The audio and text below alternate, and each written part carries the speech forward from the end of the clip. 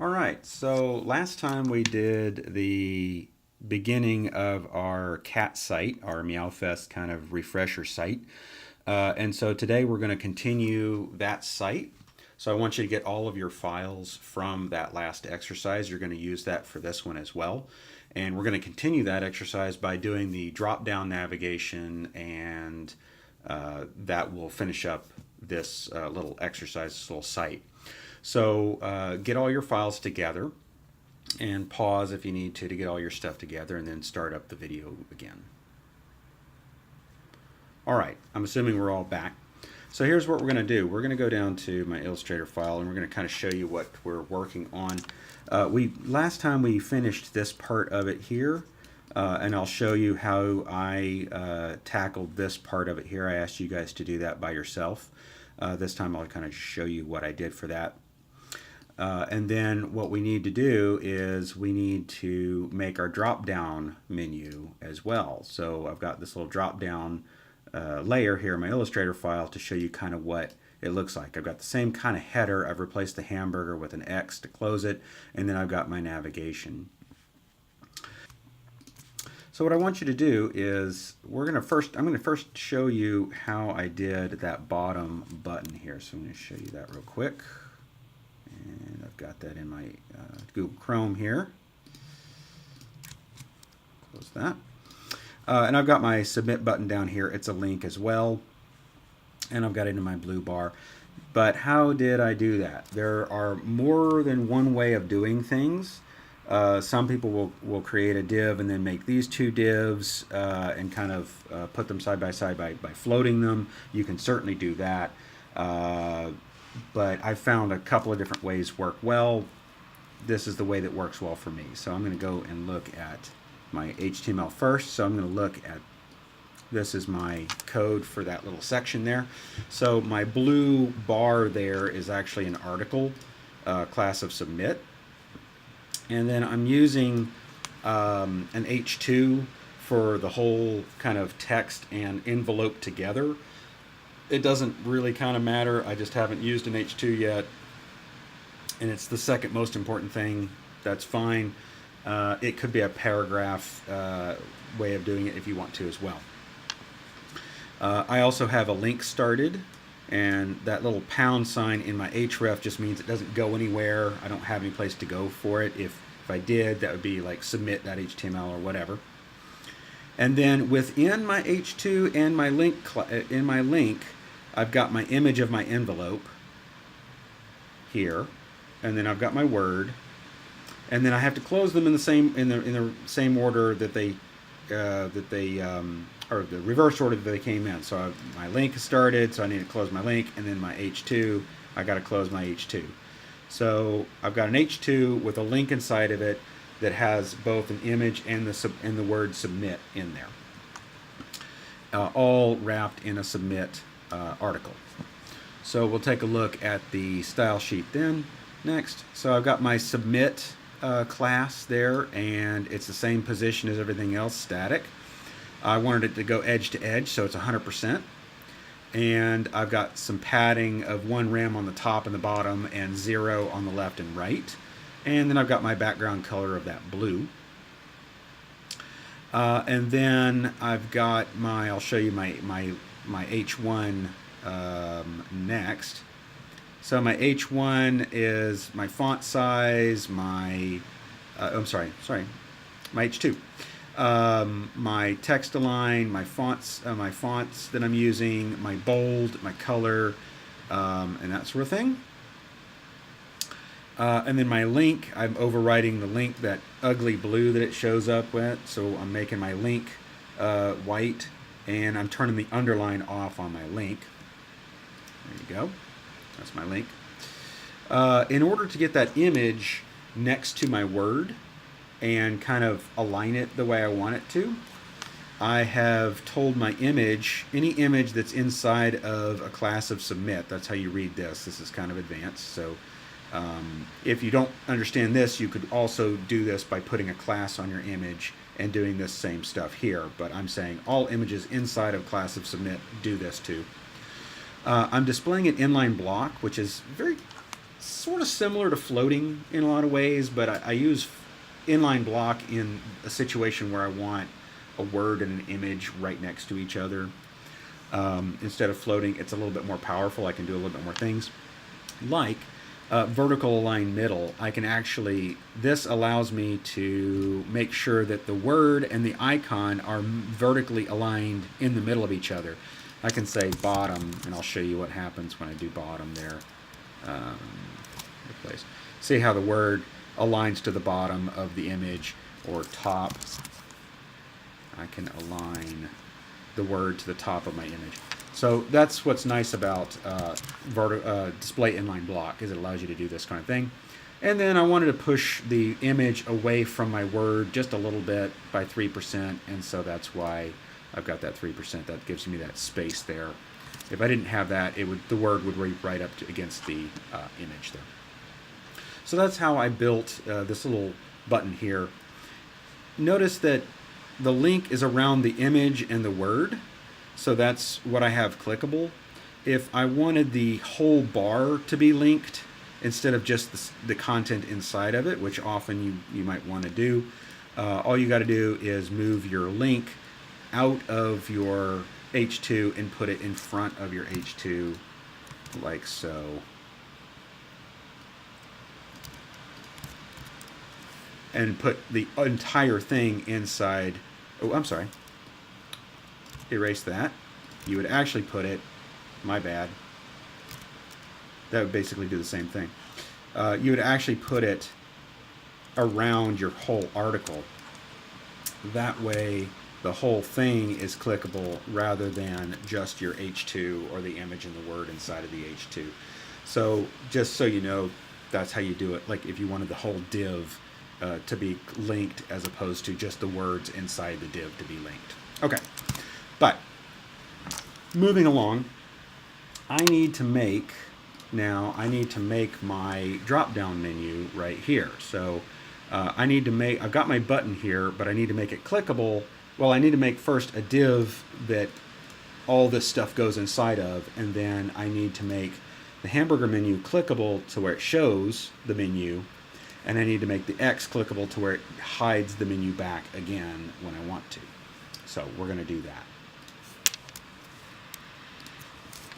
So we're going to start by creating our nav div, and I'm going to put that here. We may move it at a later date, but I'm going to put that inside my wrapper but above my header. And I'm going to make my nav div just like this. So I'm going to make my nav. And then what I need to do is I need to basically copy. I need to have this same stuff here. I kind of need to have this all here. So I'm going to go ahead and grab all of the inside of my header here. Actually, I'm going to actually just grab my header again. Well, yeah, I'll just grab my header again. And plop that inside my nav div, because I still want the burger and the logo in the exact same place, right? I don't want it to skip around on me or anything like that. And I've already got that designed and programmed, so I want this to kind of stay the same, and I don't want it to move around. So that's what I'm doing by copying and pasting that header again. I know it seems redundant, but here's what I'm going to also do. I'm going to keep this class of burger because it's kind of the same size, but I'm going to change my burger to close.ping.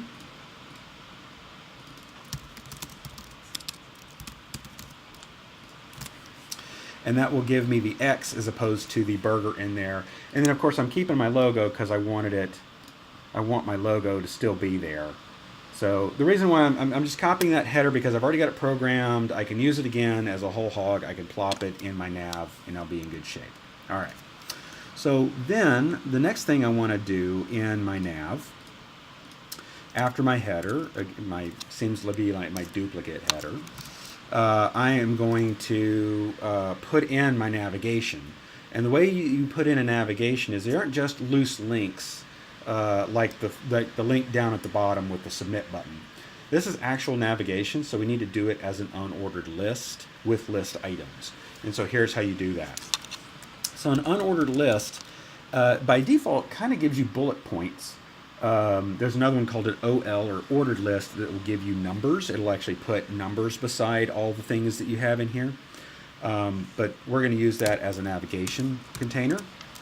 And then we're also going to put list items for each one of the links in our navigation. Now this doesn't make them links, so I've got home, about, schedule, and contacts is what I have. So copy paste is your friend.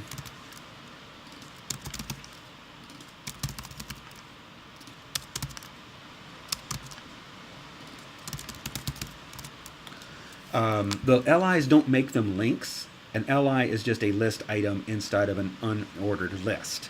To make it a link, and I'm going to go ahead and do this on the outside of each one of these, so the whole button is a link, not just the word inside of the button. Thank you. There we go. So I'm linking home to index. I do not have other pages built yet for my site, but I know that I'm probably going to call this one about.html. I know I'm going to probably call this schedule.html, and I'm probably going to call this contact.html. Again, just like the bottom button, if I wanted to make a fake link, because I know I wasn't going to have some of these, I could just have a pound, and that makes kind of a fake link that you get the hand, you can click on it, but it doesn't really give you the 404, it didn't go anywhere. So that's an option for you. I'm going to make this more like a real site.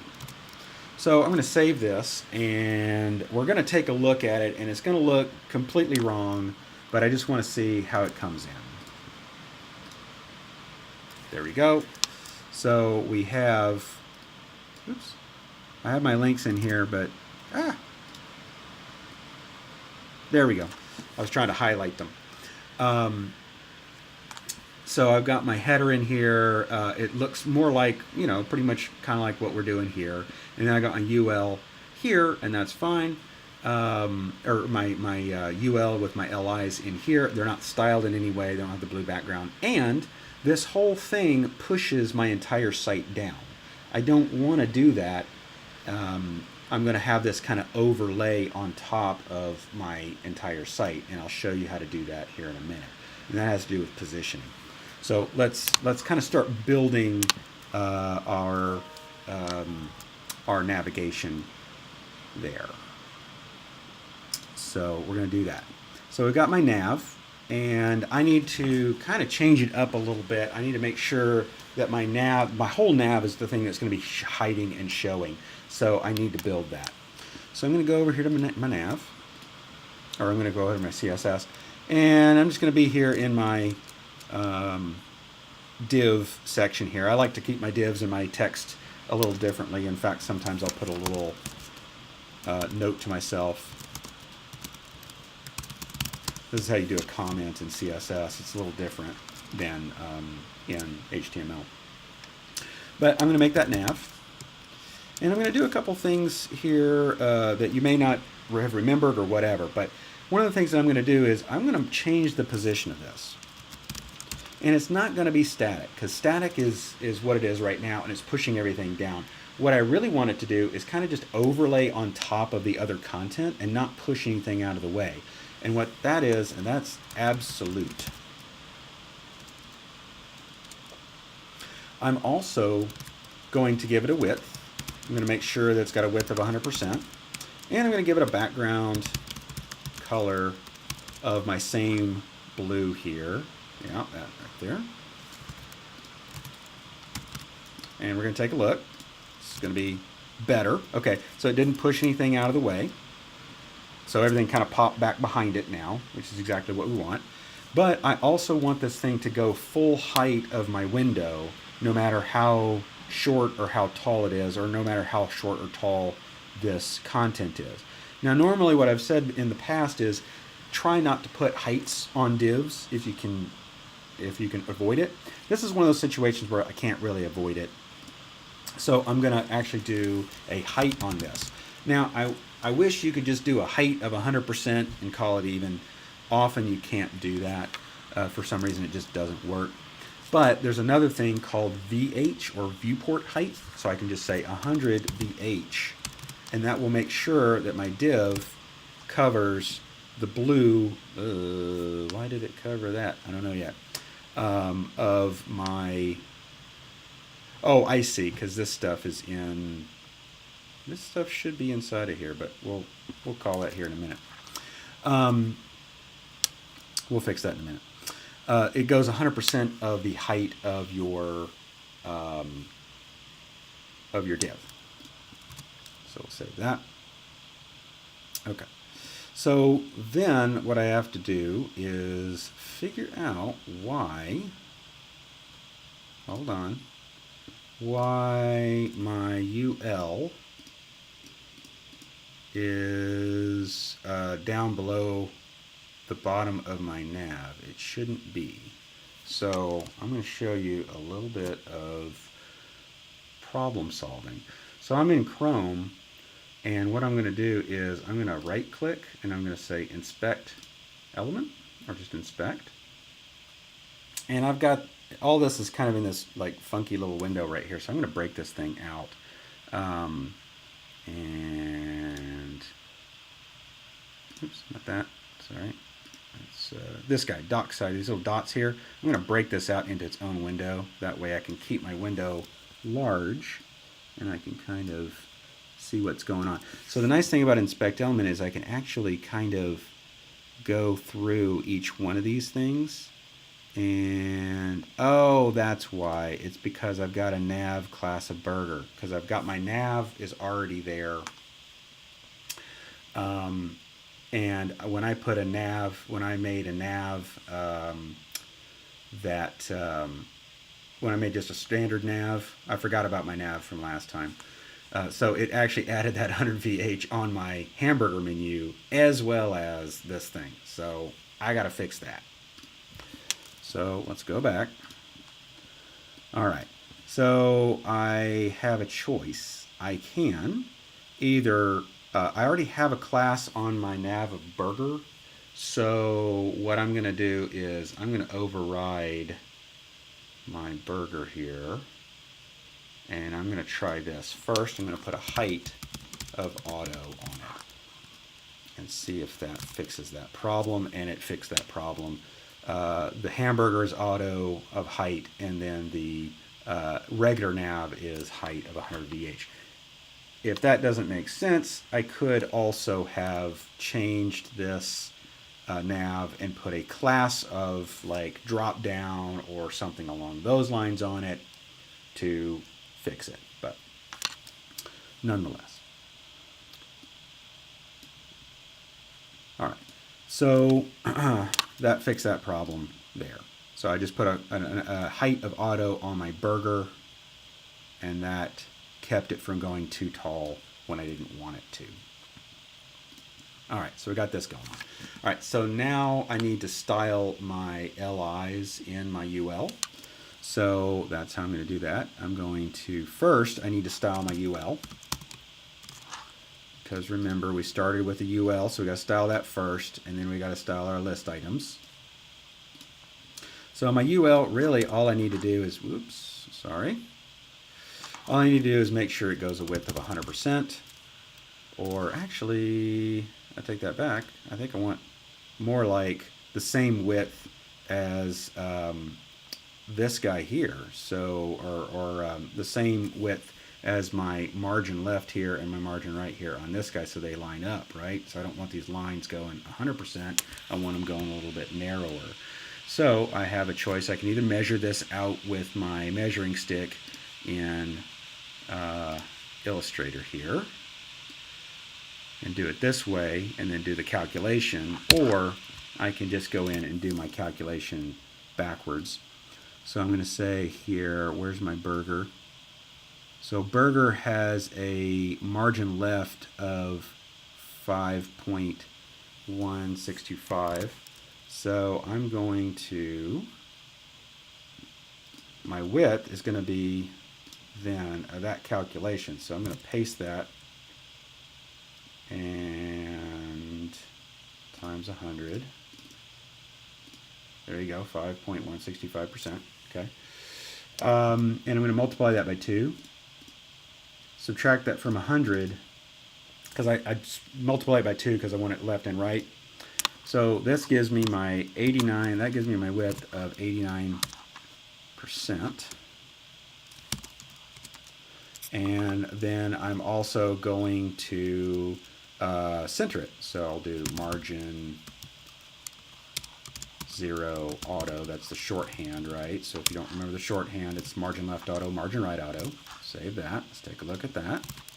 Okay, so now I'm lined up with 5 point some odd 6% on that, 5% on that. All right, and so that's good for the UL. And now I need to style each individual button then. So I need to style each one of these buttons. So that's what I'm going to do. I'm going to give them a width of 100% because I want them to go 100% of my UL.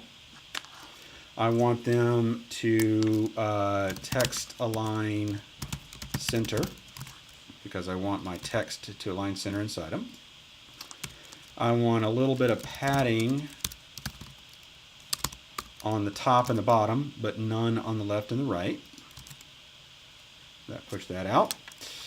And then I want a little bit of, I want these lines here. I want these lines here, these rules. So I'm going to put them, I'm going to do a border top and a border bottom on all of them. So, I'm going to put a border, sorry, I keep on getting these notifications. I probably should turn those off. Border top dash style solid. And there's different types of style of borders. So there's dashed, inset, onset, that sort of thing. And border top color white. And it might help if I spelled it right. And border top width 1px. There you go. I think they're more like 2 in the Illustrator document there. There we go. I need to put one on the bottom here. I'll do that here in a minute. Let's finish up with our main LIs anyway. Let's fix our fonts there. I think we are doing, fonts here. I'll grab that. Oops, there we go. Where am I? Yep, there I am. Do my font family. There you go. And I'll do my font size. And I'll go back to my Illustrator document real quick and figure out what these are. Those are character. Those are 32 points. So remember back to our calculation. 32 divided by 16 equals 2 rems.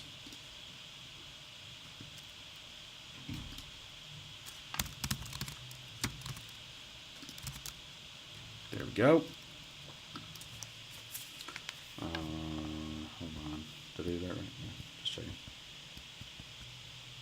Oh, no. I'm sorry. It's not 2 rems. I got to do my calculation correctly. Oh, 32 divided by 16. Yeah, it's 2 rems. Okay, good. And then, I need to make my font weight bold. So that's a little bit bolder there. There we go. Now I've got my links there. I do need to put that bottom line on here. In my design, I do have a bottom line underneath contacts, but I put my border top on everything so I can get this one. So I've got this one, but I don't have this one. So if I put a border top and a border bottom on everything, I'd have like a double border right here between these guys. And I don't really want that. I just want to put a border bottom on this last one. So there's a couple choices I have to make. I can either add a class to this one right here. I'm doing the LI, so I could add a class of last, for instance, and actually put a border on a class of last. So I'll do that one first. So I can make a class of .last, and I will take all this stuff and I'll change that to bottom. Sorry, missed that one. Right, bottom, the same style as my bottom border top on everybody else, except for bottom last will have a bottom border on it. So that's probably the easiest way of doing it. The more complex way of doing it, I will show you guys a little bit later. It has to do with child elements. So you can say, hey, if you're the first LI or the last LI or even every other LI, you can do something too. I will show you guys that later at a later date under the advanced child elements in class when I do a live demo in class. Okay, so we just put a class of last on my LI that I wanted to fix and then put that border bottom on that class of LI. So the last thing that I want to do now is I've got to get this thing closing and hiding when I click on these buttons. And that takes a little bit of JavaScript, and we're going to get that here right now. So what I want you to do is I want you to go to tracks. Oops, there you go. And in our tx state, in our tracks, we are going to our site here, and under resources, we're going to go down to our starter HTML folder again, and we're going to grab this zip called toggle menu. We're going to grab that. So everybody grab that. If you need to pause and grab it real quick, go do it, and then we'll come back. All right, assuming everybody's got the zip file. So we're going to open up toggle menu.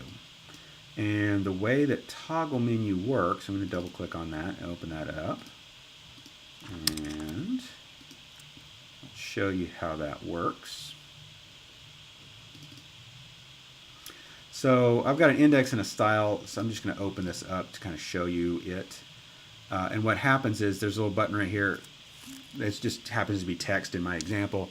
When you click on something, it shows up.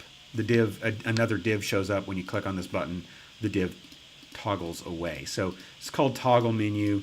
I use variations of this for a lot of different things we'll get to when we get to the advanced, but it's really quite powerful. So that's what we're going to use, and this is how you use toggle menu. I'm going to all I need to do is open up my index here for toggle menu, and we're going to look at it. Okay, so here's my toggle menu. And basically, there's two parts to it. On a link around whatever you want it to link, in this case, it's our hamburger icon or ping. In this case, in this example, it's just a piece of text here. You're going to put this little piece right here, and that's called onClick equals. So onClick means when you click on the button, click on the mouse. Toggle visibility is the name of the JavaScript that we're going to call, and we're going to call this ID of menu. We've been working with classes. IDs are similar, but they're a little different, and I'll explain to you those in a minute. ID of menu. And so you'll also notice that I have on my nav that I want to go away and hide. I've got that same ID of menu. So these two words have to match up. So onClick toggle visibility menu, that's what it's talking to, is this ID, not a class, but an ID. And then you need the JavaScript of toggle visibility. So I'm going to go down here, and you'll see at the very end, right before my body, I've got this guy right here.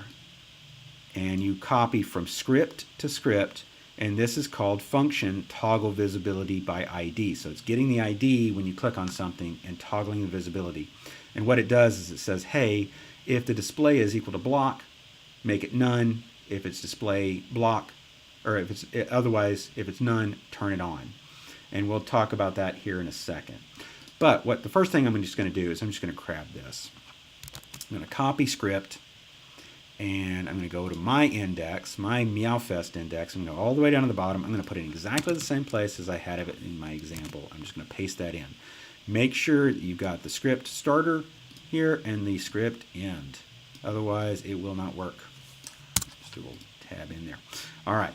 So then I'm going to go back to my example, and I'm going to make sure that this link that goes around my hamburger menu is going to have this toggle visibility menu on it. Make sure that is. And I'm going to go up to my burger, and I don't have a link about it right now, but I'm going to put it in there right now. So I'm going to put that link around my image of my burger. Right? All right, so I'm going to save that. And then I need to give the navigation that I want to hide and show. This is my drop-down nav, right? If you'll notice that this is the drop-down nav in my example. I've got that ID of menu on there. So I'm going to do the same thing. I'm going to put ID equals menu on it. So I'm going to save that. I'm going to take a look. Oh, first of all, I'm going to take a look. It's not going to do anything because I haven't made my navigation disappear first. So by default, I want my navigation turned off. So I'm going to go to my style, and that's where this display block, display none switcheroo happens, right? So my nav ID of menu, I want that to go away. But I've got a unique problem because I used nav for my hamburger and I've got my nav for my drop-down menu. So I need to make an ID. I need to talk to just the ID as opposed to the nav. So I'm going to talk to that ID of menu. So I'm going to hit pound menu. So period is for classes in CSS. Pound is for IDs. So ID of menu. And I'm going to say display none, because I want this thing to be gone initially when I go to the site. So I'm going to go back here, I'm going to hit refresh, and it's gone.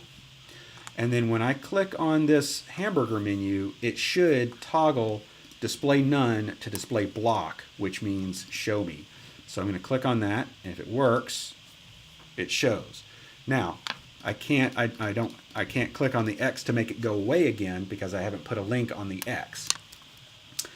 And the nice thing about toggle visibility is it toggles it, it figures out whether it's out or showing or not, and then it does the opposite. So the nice thing about it is I can put this exact same link, this Ahref on-click toggle visibility menu.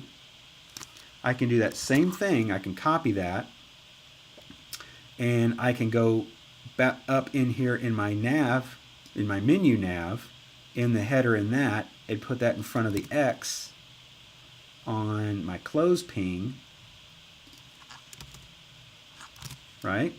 I can do the exact same thing. I can put that toggle visibility on there, save it, come back, hit refresh, and now I can toggle the visibility between the two on and off states of this drop-down menu.